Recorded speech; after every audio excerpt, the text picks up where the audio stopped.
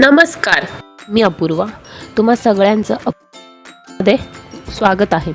आज मी तुम्हाला हिरव्या वाटाण्यांपासून पराठे कसे बनवायचे हे तुम्हाला सांगणार आहे. चला पाहूया आपण वाटाणा पराठ्याची रेसिपी. त्यासाठी लागणारे साहित्य म्हणजे हिरवा उकडलेला वाटाणा, कोथिंबीर, लसणाच्या पाकळ्या, 4-5 हिरव्या मिरच्या आणि जिरे. हे सगळं साहित्य आपण मिक्सरमधून बारीक वाटून घेणार आहे. त्यासाठी मी घेतलेले आहे जिरे, 4-5 लसणाच्या पाकळ्या आणि तुमच्या आवडीनुसार आपण हिरवे मिरची ॲड करणार आहे. तुम्ही जर तिखट खाणार असाल तर तुम्ही 2-3 मिरच्या अजून ॲड करू शकता आणि कोथिंबीर. हे सगळं वाटण आपण छान बारीक वाटून घेणार आहोत. त्यानंतर आपण गॅसवर कढई ठेवूया आणि त्यात जे हिरवे उकडलेले वाटाणे होते ते आपण तुपामध्ये थोडेसे परतून घेऊया, जेणेकरून त्या तुपाचा एक फ्लेवर त्या वाटाण्यांना लागतो आणि त्याच्यामुळे पराठ्यांची चव पण आपली जरा छान लागते. हे कमीत कमी आपण 4-5 मिनटं आपण हे जरा तुपामध्ये छानपैकी परतून घेऊया.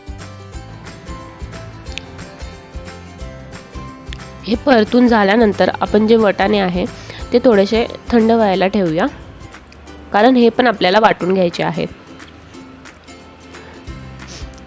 हे थंड होते तोपर्यंत आपण पीठ मळून घेऊया. पीठ हा असा छान प्रकारे मऊ असं मळून घ्यायचं आहे. माझं इथे हे पीठ मळून झालेलं आहे. त्यानंतर जे थंड व्हायला आपण वाटाणे ठेवले होते त्यांना मिक्सरमधून बारीक करून घेऊया.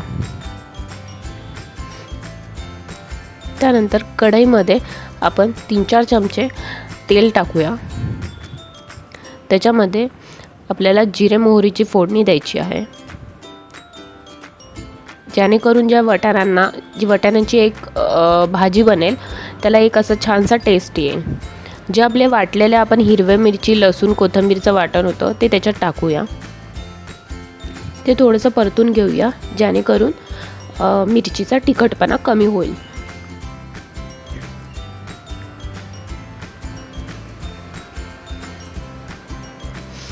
हे परतून झाल्यावर त्याच्यात आपण चिमूटभर हळद टाकूया. आणि याच्यानंतर आपण जे वाटलेले वाटाण्याचं सारण होतं ते आपण कढईमध्ये टाकणार आहोत. यालाही 1-2 मिनटं छान असे परतवून घ्यायचं, जेणेकरून तो मसाला पूर्ण वाटाण्यांमध्ये मिक्स झाला पाहिजे. नंतर चवीनुसार मीठ टाकूया. हे 1-2 मिनटं थोडंसं ठेवूया, जेणेकरून वाटाणे काही कच्चे असतील तर तेही त्याच्यातून शिजून निघतील. त्यानंतर आपण पराठे बनवायला घेऊया. ती भाजी मी पराठ्यामध्ये स्टफ करते आणि आपण आता अशा प्रकारे पराठा लाटून घेऊया.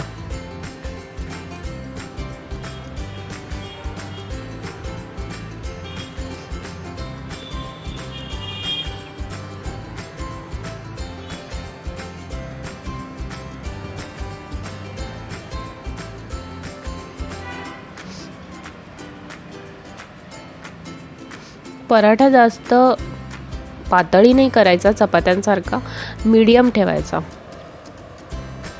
अशा प्रकारे माझा पराठा लाटून झालेला आहे. मीडियम फ्लेम ठेवायची गॅसची आणि यावर तो दोन्ही साईडनी छान तूप लावून भाजून घेऊया.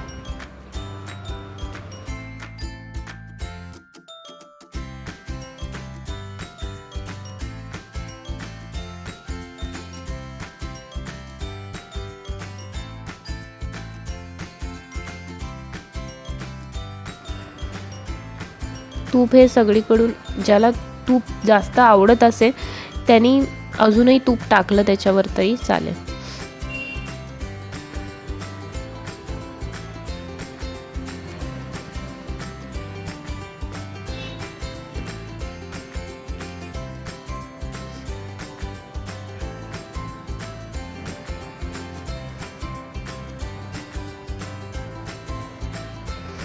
अशा प्रकारे हा पराठा दोन्ही साईडनी छान भाजून घेऊया. हा आहे आपला पराठा तयार. अशा प्रकारे बाकीचे उरलेल्या याचे पराठे करून घेऊया. ही आहे आपली रेसिपी तयार. या पराठ्यांसोबत आपण दही किंवा टोमॅटो सॉस सुद्धा खाऊ शकतो.